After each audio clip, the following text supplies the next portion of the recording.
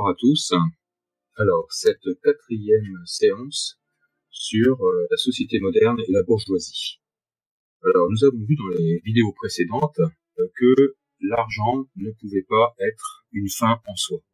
Ça, c'est dans la société traditionnelle. Dans la société traditionnelle, Dieu, le Créateur, nous avait confié le monde comme un jardin, le jardin d'Éden.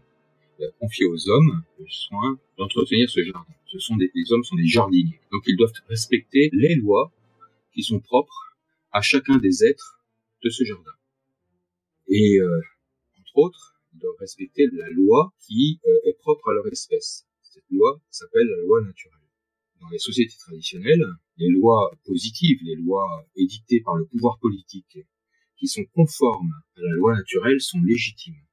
En revanche, si une loi contrevient à la loi naturelle, à une des lois de la loi naturelle, à ce moment-là, ces lois ne sont pas légitimes et il convient de leur résister, tout en respectant l'autorité qui les a promulguées. Maintenant, la modernité, propre de la modernité, est d'avoir proclamé l'autonomie de l'homme. L'autonomie, ça veut dire, auto, c'est à soi-même, nomi, nomos, c'est la loi. Donc l'homme proclame, sans autre référence que lui-même, la loi. Donc il n'est plus question de loi naturelle, il n'est plus question de créateur, il n'est question que de la liberté humaine, de faire tout ce qui lui passe par la tête. Donc ça, c'est le propre de la modernité. C'est Kant qui a énoncé ce principe d'autonomie, mais cette aspiration est bien antérieure puisque nous l'avons vu d'abord dans la gnose originelle, mais aussi donc évidemment chez Machiavel, chez Hobbes et chez Rousseau. Et ces auteurs proclament l'autonomie de l'homme. Alors, il y a une convergence entre les aspirations de la bourgeoisie en tant que classe et la modernité. La bourgeoisie a comme ambition, si elle n'est pas cadrée, la richesse. Et le problème, c'est que dans une société naturelle, dans une société traditionnelle, la bourgeoisie a une vocation, c'est de répandre l'aisance. Elle a une vocation, elle est nécessaire, cette bourgeoisie. Mais vous savez que nous avons établi que dans toute société composée d'organes, et ces organes doivent être ordonnés au bien commun. Ces organes sont ordonnés au bien commun par l'autorité politique, dont le propre est d'établir la justice, donc de garantir un état de justice. On parle d'un état de justice plutôt que d'un état de droit. L'état de droit est une conception moderne, l'état de justice est la conception traditionnelle. L'état de justice, c'est de maintenir l'harmonie entre les différentes composantes de la société, de sorte que le bien commun soit assuré. Or, nous avons vu aussi, au cours des siècles, la monarchie chrétienne traditionnelle, en France en tout cas, il y a eu des velléités de coups d'État contre l'État royal qui maintenait justement cette justice. On l'a vu avec la Fronde, donc là c'était la noblesse ainsi que les parlementaires, enfin une partie de la noblesse et une partie des parlementaires, les parlements, les cours de justice du roi qui se sont rebellés contre le roi. Mais il y a eu aussi, et nous l'avons vu avec la révolte d'Étienne Marcel, une rébellion de la bourgeoisie avec exactement les mêmes demandes que celles de 1789. Alors, quelles sont ces demandes? Eh bien, une autonomie, une libéralisation des marchés, et donc une liberté totale pour la bourgeoisie. Donc, la bourgeoisie n'est plus ordonnée au bien commun, mais est libre de satisfaire ses appétits de richesse sans frein. Début de la Révolution française, la loi Le Chapelier, qui est votée et qui abroge les corporations, ces corporations qui garantissaient aux ouvriers, aux hommes de métier, une protection sociale, une retraite pour chaque professionnel ainsi que pour la famille de ces professionnels. Avec la loi Le Chapelier, que nous avions détaillée, donc je vous invite à revoir le texte de Vive le Roi sur le thème, société traditionnelle et société bourgeoise, pour avoir exactement le contenu du texte de la loi Le Chapelier. Nous avions vu que cette loi interdisait aux ouvriers le pouvoir d'association pour défendre leur métier et de défendre les hommes qui assurent ce métier. Nous avions vu aussi, dès le départ, dès 1789, les privilèges de la paysannerie ont été abrogés. Ces privilèges, en fait, privilèges, ça vient de lois privées. En fait, c'était des lois qui permettaient à tout homme de vivre. De vivre, même les pauvres. Si un pauvre avait une vache, eh bien, il pouvait faire paître cette vache dans les champs communaux. Il avait le droit de glanage, le droit de ramasser aussi des branches, des branchements dans les forêts, le droit d'exploiter les forêts. Parce que la création, parce que à cette époque, tout le monde parlait de création, était commune à tout le monde. Et personne n'avait le droit de se réserver pour soi exclusivement une partie de cette création. Donc l'impératif, c'était de pouvoir survivre, pour chaque homme de pouvoir survivre. Et le roi était le garant de ces privilèges, de ces lois privées. En fait, ces lois privées traduisaient un droit naturel issu de la loi naturelle qui est donc commune à tous les hommes et dont un des articles est que tout homme peut garantir sa survie, a le droit de garantir sa survie. La bourgeoisie, non seulement s'est attaquée aux ouvriers, aux paysans, mais s'est attaquée à la bourgeoisie elle-même, c'est-à-dire à la petite bourgeoisie.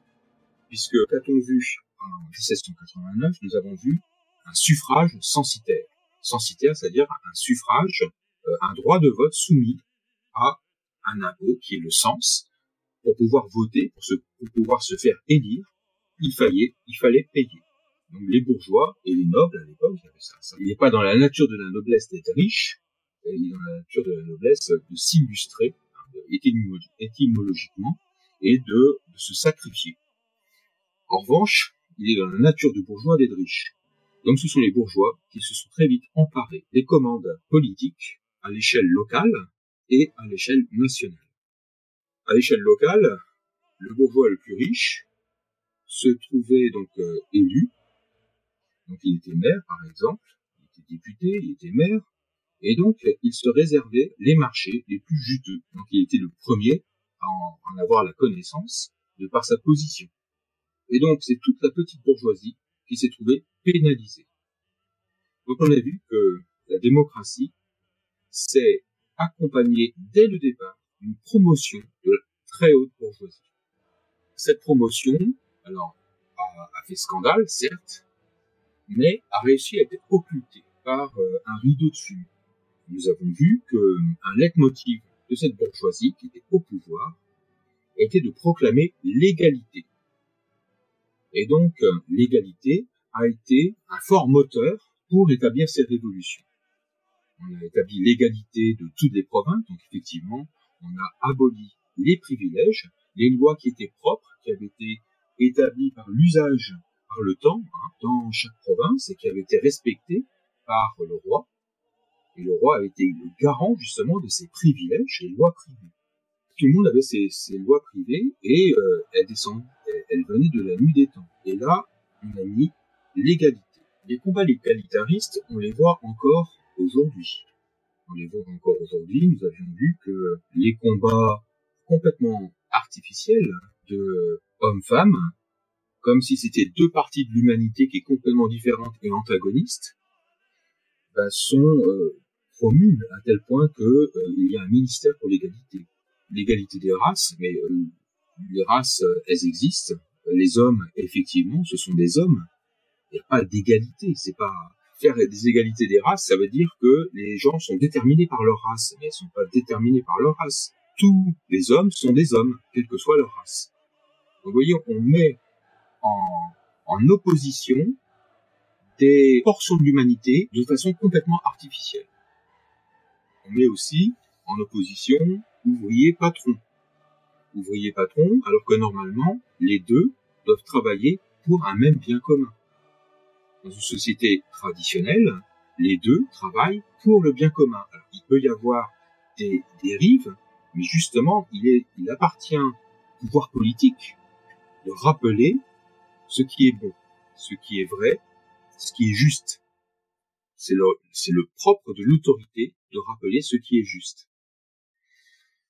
Et donc, notre société moderne, n'est finalement une succession, au cours du temps, ceux qui sont un peu plus âgés se rendent compte de ça, de nouveaux combats égalitaristes. C'est intéressant parce que ces combats égalitaristes sont comme un écran de fumée pour cacher qui détient réellement le pouvoir. Ce sont des amuse-gueules, ce sont des paravents pour cacher ce pouvoir exorbitant qu'a acquis la bourgeoisie dans les sociétés modernes. Nous avions établi cela, nous avions vu que la bourgeoisie, non seulement s'était emparée du pouvoir, mais s'était emparée aussi des médias, et ceci dès le départ. Et nous avons vu que les médias, justement, renchérissent sur ces combats égalitaristes. Il convient maintenant d'analyser plus en profondeur ce qu'est le pouvoir bourgeois. Alors, il faut bien comprendre, quand on parle de bourgeoisie, nous ne parlons pas de la classe en tant que telle. La classe sociale bourgeoise, puisque nous avons dit que celle-ci avait un rôle et qui était louable dans la société comme toutes les classes de la société, comme toutes les parties de la société, elle est nécessaire. Nous, ce que nous appelons bourgeoisie, c'est cette conviction, cette idéologie, selon laquelle l'enrichissement permanent est la fin de l'homme. Tout homme a ce devoir de s'enrichir en permanence. Donc, vous voyez que c'est un objectif qui est donné aux hommes, c'est une sorte de paradigme de cette société. Ce n'est pas nous qui le disons, ce sont des historiens comme François Furet, des sociologues et philosophes comme Hannah Arendt. Le propre de la bourgeoisie, en tant qu'idéologie, est de l'enrichissement, sans borne. Ce pouvoir bourgeois, et nous arrivons dans la dernière partie de cet exposé, présente une schizophrénie qui a été relevée par un certain nombre d'auteurs. Nous abordons le paragraphe d'un pouvoir bourgeois schizophrène à la haine de soi. Malgré l'étendard de l'égalité qu'il brandit, l'État bourgeois ne peut cacher l'inégalité de richesse qu'il génère. Aussi, les pauvres constituent-ils un reproche vivant à son ambition de jouissance de la propriété. Hannah Arendt approfondit les raisons de cette indécence de la pauvreté dans la société bourgeoise. Je cite. Selon les critères bourgeois, ceux à qui la chance ou le succès ne sourit jamais sont automatiquement rayés de la compétition, laquelle est la vie de la société bourgeoise. La bonne fortune s'identifie à l'honneur, la mauvaise à la honte. En déléguant ses droits politiques à l'État, l'individu lui abandonne également ses responsabilités sociales. Il demande à l'État de le soulager du fardeau que représentent les pauvres, exactement comme il demande à être protégé contre les criminels. La différence entre indigents et criminels disparaît, tous deux se tenant en dehors de la société. Ceux qui n'ont pas de succès sont dépouillés de la vertu que leur avait léguée la civilisation classique. Ceux qui n'ont pas de chance ne peuvent plus en appeler à la charité chrétienne. Fin de citation. Donc, Hannah Arendt dresse ici un portrait de la bourgeoisie schizophrène. Pourquoi schizophrène? Parce que la bourgeoisie, en théorie, de la liberté et de l'égalité qu'elle a fait la Révolution, mais comme elle permet et elle favorise l'accumulation de richesses colossales alors que les pauvres continuent d'exister, il y a une inégalité de fait qui subsiste et qui devient de plus en plus criante. Et cette inégalité, justement, génère ces schizophrénies. Le bourgeois est pour l'égalité, mais en fait, il génère de l'inégalité. Et le pauvre n'est plus digne de compassion, mais devient l'égal du criminel. la société bourgeoise demande à l'État de le protéger contre la pauvreté. Normalement, dans une société traditionnelle, dans toutes les sociétés traditionnelles, sauf peut-être dans l'hindouisme, la pauvreté demande la générosité. Et l'État bourgeois, le bourgeois demande à être débarrassé de ce devoir de générosité que nous avions vu, que nous avions établi lors de la première vidéo. Enfin, un analyste, François Furet, examine la schizophrénie qu'engendre le divorce entre l'idéal égalitaire affiché par la société bourgeoise et la réalité. Je cite. Ainsi, l'idée d'égalité fonctionne-t-elle comme horizon imaginaire de la société bourgeoise, jamais atteint par définition, mais constamment invoqué comme dénonciation de la dite société. De plus en plus lointain d'ailleurs au fur et à mesure que l'égalité progresse, ce qui lui assure un interminable usage. Le malheur du bourgeois n'est pas seulement d'être divisé à l'intérieur de lui-même, c'est d'offrir une moitié de lui-même à la critique de l'autre moitié. Fin de citation. Donc, François Furet nous dit nous confirme que l'égalité est un horizon imaginaire de la société moderne, de la société bourgeoise. Et comme c'est un horizon, il n'est jamais atteint par définition. Mais il est constamment brandi, et nous l'avons vu que les luttes égalitaristes sont constamment brandies par la société moderne, par la société bourgeoise. Ce n'est pas anodin, parce que ça donne une sorte de mauvaise conscience à cette société bourgeoise. Il y a, d'où la schizophrénie, il y a une mauvaise conscience, parce que elle est consciente de générer elle-même de l'inégalité par la richesse. François Furet nous dit que le bourgeois est donc schizophrène parce que une moitié de sa personne, une moitié de lui-même, est soumis à la critique de l'autre moitié. Et ce n'est pas par hasard si vous avez dans les manifestations de l'ultra-gauche des fils de bourgeois, des fils d'enseignants du supérieur. Parce que ceux-ci, en quelque sorte, sont très conscients d'être des privilégiés.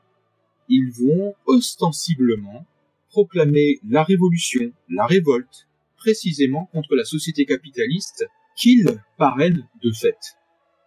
On a là une sorte de schizophrénie. En effet, la schizophrénie du bourgeois est à la source d'une véritable haine qu'il éprouve à son égard. Et François Furet continue, je cite, « La scène fondamentale de cette société, la société moderne, n'est pas, comme l'a cru Marx, la lutte de l'ouvrier contre le bourgeois. En effet, si les ouvriers ne rêvent que de devenir bourgeois, cette lutte est simplement partie du mouvement général de la démocratie. Beaucoup plus essentielle est la haine du bourgeois pour lui-même, et cette déchirure intérieure qui le retourne contre ce qu'il est. Tout puissant sur l'économie, maître des choses, mais sans pouvoir légitime sur les hommes, et privé d'unité morale dans son fort intérieur. Créateur d'une richesse inédite, les boucs émissaires de la politique démocratique. » Donc, François Furet constate que la démocratie, qui a été fondée par la bourgeoisie, fournit la critique d'elle-même. Il n'y a pas d'unité morale.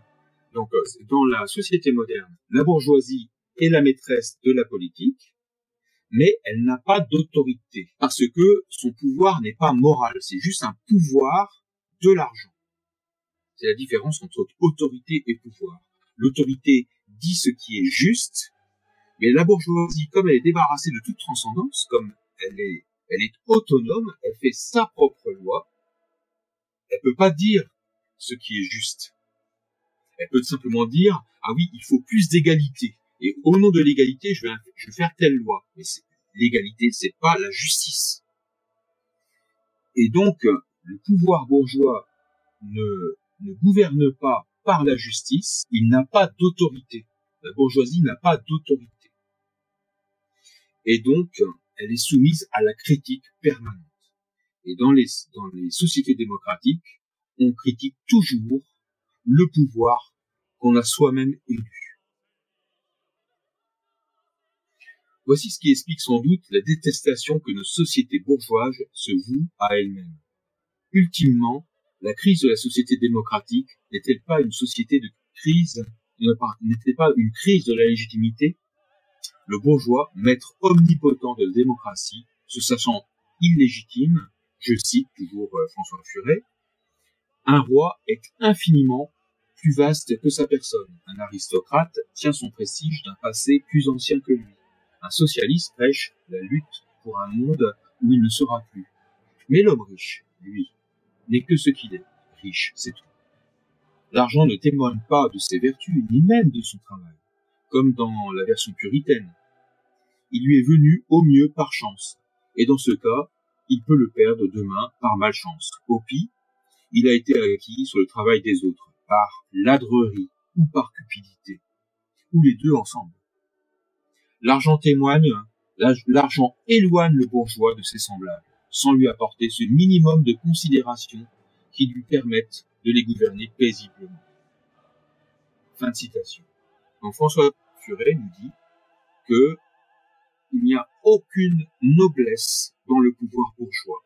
Et le bourgeois le sait. Et il se déteste pour cette raison. Parce qu'il commande sans noblesse, sans avoir en vue la loi naturelle, sans avoir en vue les vertus. Il commande juste pour conserver sa richesse. Le pouvoir sans les bornes de la loi naturelle, autrement dit sans l'idéal de la vertu, ne fait pas l'autorité. Pour la même raison, la légalité ne fait pas la légitimité. Cette légalité devient même odieuse quand elle est dédiée à la protection d'intérêts égoïstes au détriment du bien commun. Ainsi, l'aversion pour la légalité bourgeoise suscite-t-elle de nouvelles idéologies qui en gardent cependant le caractère autonome et l'aspiration à la toute-puissance. Je cite, toujours François Furet, « Dénoncer le mensonge de la légalité bourgeoise est un lieu commun du socialisme et du syndicalisme révolutionnaire, avant d'être un leitmotiv du mouvement fasciste. » Fin de citation. Donc, nous voyons l'accaparement du pouvoir lors de la révolution de 1789, en France en tout cas, par la bourgeoisie, a suscité des réactions, toujours dans le cadre de l'autonomie de l'homme, l'autonomie c'est-à-dire l'homme qui se donne à lui-même ses propres lois, qui ne respecte plus la loi naturelle. Et ces mouvements sont le socialisme et aussi le syndicalisme révolutionnaire, nous dit François Furet, mais aussi le fascisme. Le fascisme est une réaction au pouvoir bourgeois. Après une vie passée à l'étude des totalitarismes, Hannah Arendt doit reconnaître qu'ils sont bien les fruits de l'abandon de toute référence transcendante. Je cite Hannah Arendt, « Je suis parfaitement sûr que toute cette catastrophe totalitaire ne serait pas arrivée si les gens avaient encore cru en Dieu, ou plutôt en l'enfer, s'il y avait eu encore ces références ultimes. » Fin de citation. Donc Hannah Arendt voit bien que ces mouvements totalitaires qui sont issus des idéologies de 89, des trois idéologies nées en 1789, à savoir le libéralisme fondé sur la liberté, le socialisme fondé sur l'égalité et le nationalisme fondé sur une pseudo-fraternité ou un corpus biologique, pourrait-on dire. Nationalisme, ça vient de nation, qui a la même naissance, en quelque sorte. Eh bien, ces trois idéologies ont toutes les trois, ces trois idéologies révolutionnaires ont toutes les trois dégénéré en totalitarisme, c'est-à-dire en suppression, en conditionnement total de l'humanité. Et qu'est-ce qui a fait le totalitarisme? Eh bien, c'est justement la disparition de la transcendance de la loi naturelle, voulue par le Créateur. l'homme, dans ces trois idéologies, que ce soit le libéralisme, le socialisme ou le nationalisme, devient le législateur suprême, l'autorité suprême. Nous l'avons vu précédemment, hein, dans les droits de l'homme, la Déclaration des droits de l'homme et du citoyen, que le principe de la nation, le principe de la souveraineté est la nation. Ceci est partagé par les trois idéologies. Alors que dans la société traditionnelle, le principe de la souveraineté est la divinité pour les sociétés non chrétiennes, et pour la société chrétienne, le principe de la souveraineté est le Christ roi. Donc Hannah Arendt constate que l'absence de transcendance, cette autonomie de l'homme, qui se dresse contre l'hétéronomie des sociétés traditionnelles, génère les totalitarismes. Et Hannah Arendt a passé sa vie à essayer d'analyser la source de ces dérives totalitaires qui sont inédites dans l'humanité et qui sont apparues à la fin du 19e et au début du 20e siècle. 2.11. Perte de transcendance et unité politique. Pas si simple d'assurer l'unité d'un pays sans la légitimité d'un roi fondé sur la transcendance divine.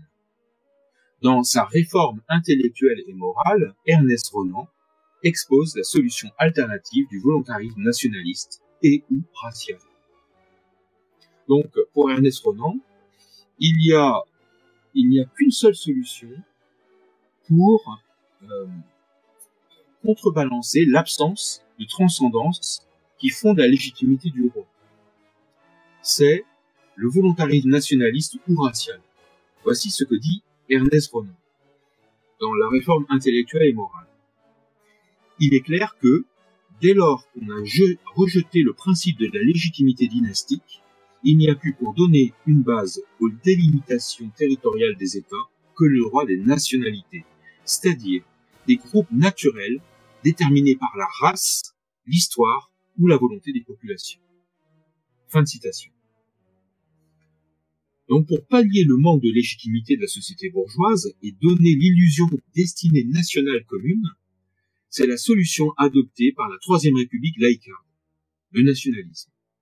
Le nationalisme, en effet, est empreint de racisme scientifique. Le nationalisme de la Troisième République est empreint de racisme scientifique et servira de justification idéologique à la politique de colonisation de l'Afrique et de l'Asie commandée par les appétits commerciaux de la haute bourgeoisie. L'universitaire Carole Reynaud-Paligot explique les fondements de cette politique. Je cite. Le paradigme racial s'est inscrit pleinement dans l'idéologie républicaine et sa scientificité proclamée participe de la lutte anticléricale et du refus de la tradition biblique monogéniste. La Bible enseigne en effet que toutes les races sont filles d'Adam et Ève, créées à l'image de Dieu. La génétique moderne confirme l'existence d'une Ève mitochondriale, mère de l'humanité actuelle. Donc ça, c'est nous qui faisons cette parenthèse. Carole Reynaud-Paligot continue. L'inégalité démontrée par la méthode anthropologique justifie l'entreprise impériale. La colonisation est inscrite comme l'aboutissement de l'histoire du progrès humain et la France, guide de l'Europe depuis la Révolution française, selon la vision vulgarisée par Michelet, devient ainsi le guide des autres races en retard sur la voie de l'ordre et du progrès, selon le paradigme conscient. Fin de citation. Le paradigme conscient, c'est le paradigme du philosophe Auguste Comte, le père du positivisme, lequel, effectivement, croyait avait une foi, en fait, au progrès de l'humanité. Auguste Comte était persuadé que la France était, en quelque sorte, la chef de file du progrès de l'humanité, et à ce titre, Paris devait être la capitale mondiale, et la France avait le droit de commander sur les autres peuples. les Français avaient le droit, de par leur race, de commander sur les autres peuples. Auguste Comte a eu beaucoup de disciples, et notamment Jules Ferry, comme Paul Bert, ou même Maurras, qui sont persuadés que la race française, parce qu'il parle de race, est supérieure aux autres races de l'humanité. Et donc la civilisation française est supérieure, et l'archétype, dira Maurras, de l'humanité. L'archétype de l'humanité dans la société traditionnelle française, c'est le Christ. Là, c'est le français. En fait, par la voix du ministre Jules Ferry, la gauche républicaine motive ainsi la colonisation devant l'Assemblée nationale lors du débat du 28 juillet 1885. Je cite, donc c'est Jules Ferry qui parle. « Messieurs, il faut parler plus haut et plus vrai. Il faut dire ouvertement qu'en effet, les races supérieures ont un droit vis-à-vis des races inférieures. » Fin de citation. Plus radical encore, le ministre de l'Instruction publique et des cultes, Paul Bert, scientifique, médecin éminent d'extrême gauche, puis de gauche républicaine, enseigne le racisme aux jeunes Français. Dans son manuel scolaire de 2e année d'enseignement scientifique, on lit en effet, je cite, « Les nègres ont la peau noire, les cheveux frisés comme de la laine, les mâchoires en avant, le nez épaté. Ils sont bien moins intelligents que les Chinois et surtout que les Blancs. Seulement, il faut bien savoir que les Blancs, étant plus intelligents et plus travailleurs, plus courageux que les autres, ont envahi le monde entier et menacent de détruire ou de subjuguer toutes les races inférieures. Et il y a de ces hommes qui sont vraiment bien inférieurs. » Fin de citation. Vous pouvez retrouver toutes les références et même les copies de ces ouvrages et de ces citations sur le site Vive le Roi. Nous avons affaire là à des gens de gauche, anti-chrétiens. Et Carole Paligot, Renaud Paligot, l'universitaire, nous dit bien que ce racisme participe de la lutte anticléricale de la Troisième République. Pourquoi ? Parce que Carole Renaud-Paligot nous dit la religion chrétienne est monogéniste, c'est-à-dire que tous les hommes proviennent de 2 parents uniques, Adam et Ève. Et donc tous les hommes, quelque part, sont égaux du point de vue de leur nature, pas de leur agir, mais de leur nature. Et ceci est contredit par la Troisième République au nom de la science. Parce que, évidemment, au début de la Troisième République, 1870-1871, eh bien, la théorie qui règne, c'est l'évolutionnisme de Darwin, qui dit que les espèces ont évolué différemment, procèdent les unes des autres, et sont plus ou moins avancées. Donc il y a une sorte de progressisme dans les espèces. Et donc les races, il y a des races plus avancées que d'autres. Et les races les moins avancées sont destinées à disparaître, subjuguées, nous dit Paul Bert, par les races supérieures. Ailleurs, Paul Bert, ce même ministre radical de gauche, expose, selon un schéma très darwiniste, le sort que la République réserve aux populations colonisées. Il faut placer l'indigène en position de s'assimiler ou de disparaître. Opportuniste, le bourgeois ne connaît d'autres règles que la loi du libre commerce. Donc ça, c'est une sorte de résumé que nous faisons. Opportuniste, le bourgeois ne connaît d'autres règles que la loi du libre commerce. La loi de l'offre et de la demande. La démocratie lui permet de la mettre en œuvre incognito, selon ses intérêts du moment, et au nom de la volonté générale, chronologiquement. 1. L'égalité sert de moteur populaire aux révolutions qui propulsent la haute bourgeoisie au pouvoir et lui ouvrent ainsi de nouveaux marchés. 2. Le nationalisme abolit les privilèges des provinces, qui freinent le libre-échange et uniformisent la consommation. C'est ce que nous voyons, le nationalisme, la patrie en danger, c'est ce que nous voyons à la Révolution française. 3. le racisme justifie le colonialisme quand les frontières nationales sont devenues trop petites pour les affaires. C'est aussi un moyen détourné de s'opposer scientifiquement à une religion catholique insupportable avec ses rappels moraux sur les limites de la propriété, sur le devoir de partage et contre l'appât du gain. 4. L'antiracisme, 100 ans plus tard, est l'arme pour désamorcer toute contestation à l'importation massive de travailleurs immigrés bon marché. Les autochtones qui essaient de préserver leur pays et ses traditions sont taxés du titre désormais infamant de raciste et mis ainsi hors combat. 5. Le mondialisme abolit les cultures et les États qui les protègent pour livrer à l'oligarchie les individus désormais déracinés, sans défense, et pour les réduire à la fois à l'état de consommateurs et à celui de produits de consommation dans un marché planétaire. On voit bien que, par ce schéma que nous venons de décrire, la mainmise de la bourgeoisie sur le monde, la mainmise politique de la bourgeoisie sur le monde. Et cette mainmise ne craint pas de se contredire.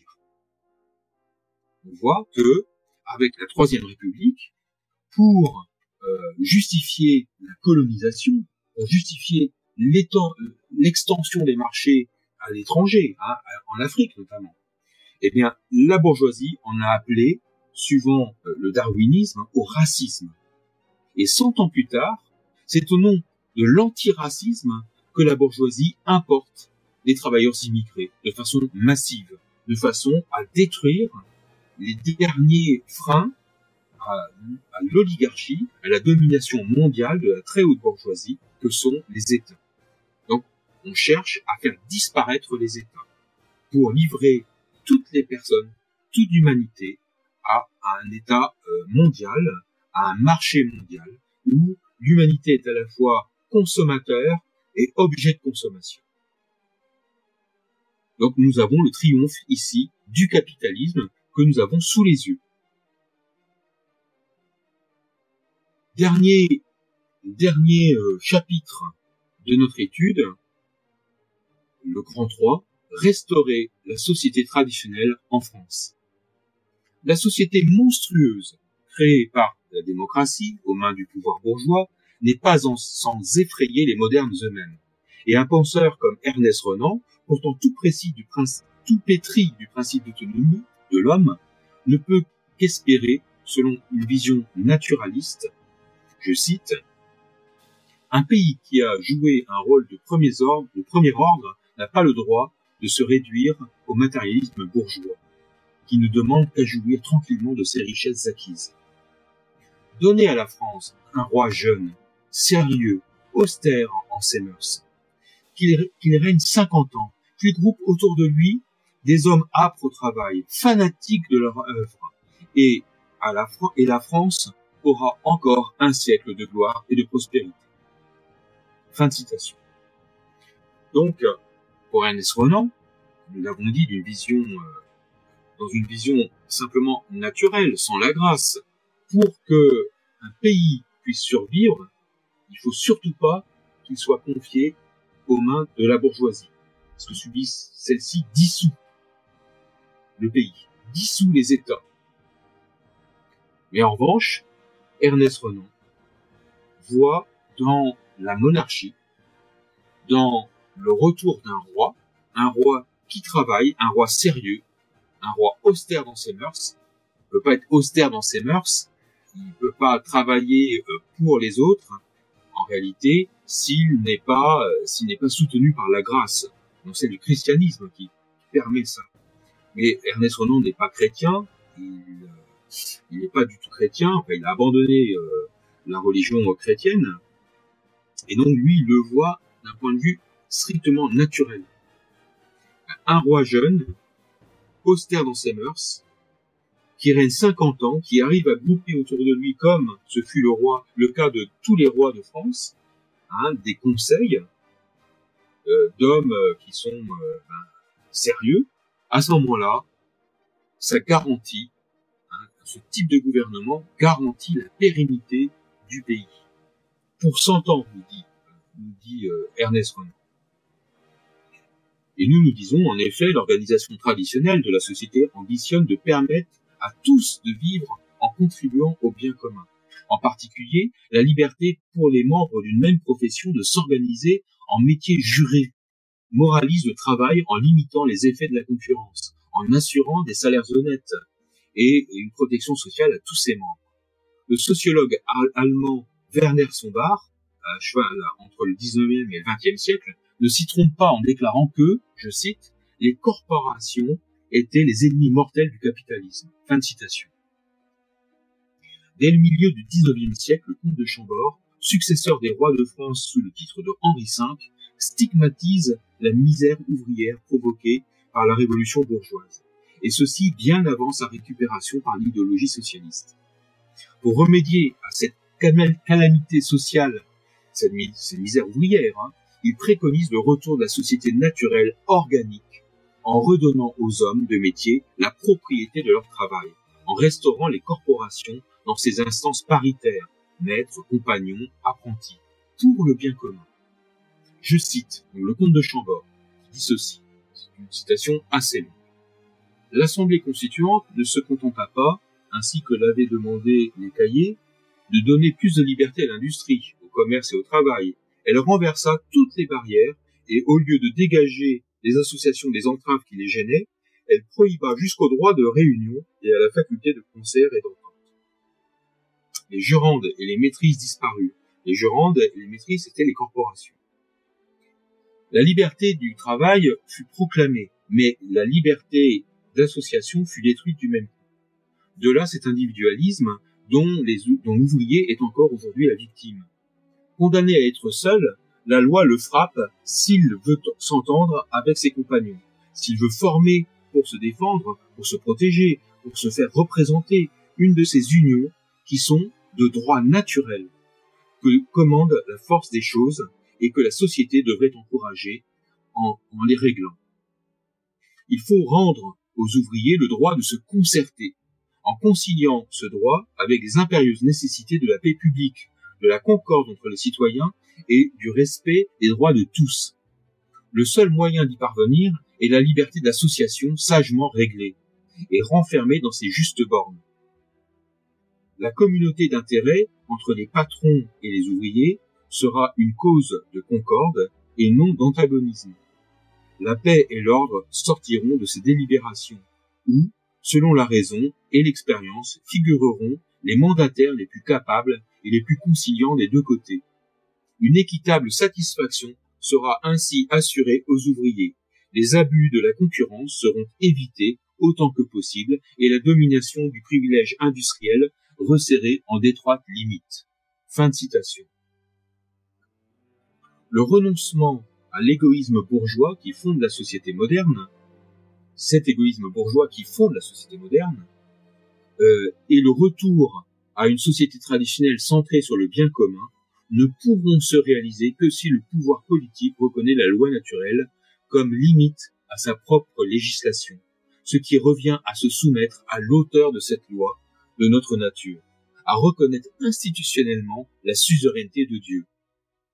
Tel est bien le rôle du sacre et des serments dont le successeur légitime des rois de France, Louis, duc d'Anjou, a rappelé récemment l'importance. Donc Louis XX a rappelé cette importance. Je cite.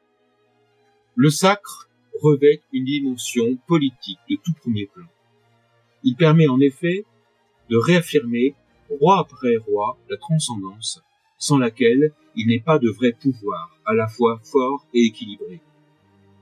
Mettre le divin au cœur du pouvoir permet d'abord au souverain d'avoir toujours présent à l'esprit qu'il n'est pas un maître absolu, parce qu'il n'est pas lui-même à l'origine de son propre pouvoir, et qu'il devra par suite rendre des comptes de l'exercice de ce pouvoir devant Dieu. Cela permet aussi à ces sujets de se souvenir qu'il y a un ordre des choses, qui dépasse la volonté et les désirs des hommes, et qui ne saurait être enfreint sans péril.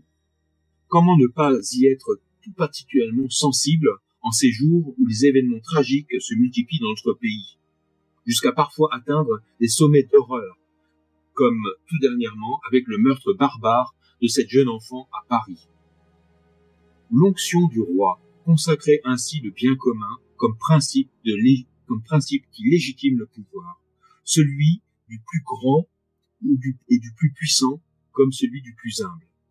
Le sacre rappelait que tous nous sommes responsables de nos actes.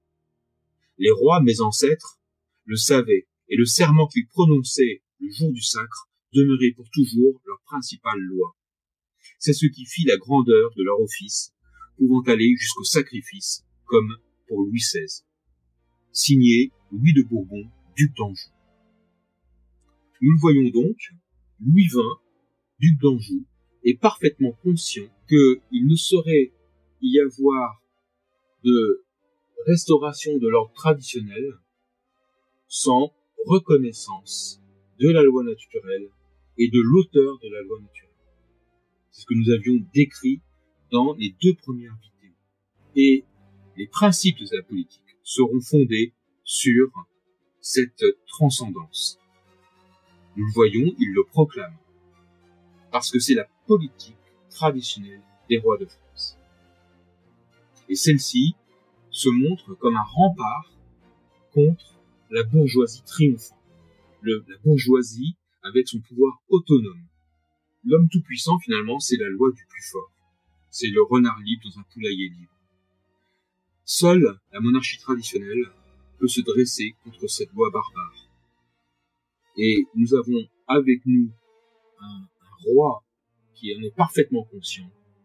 Louis XX le proclame, et c'est à nous de le soutenir et de propager sa parole. Mes chers amis, cette étude est maintenant terminée. Si vous voulez plus d'informations ou pouvoir accéder librement à ce texte, cliquez sur les liens ci-dessous. À très bientôt. Mes amis, si vous souhaitez faire une action pour nous soutenir, je vous invite à vous abonner à la chaîne pour ne pas manquer la prochaine sortie. Aimez et commentez la vidéo. Partagez-la et soyez un média de notre message. La fleur de lys refleurira. Dans les cœurs, elle s'ouvrira. Pour que vivent nos provinces, pays de France. Vive Dieu et vive le roi, nos espérances.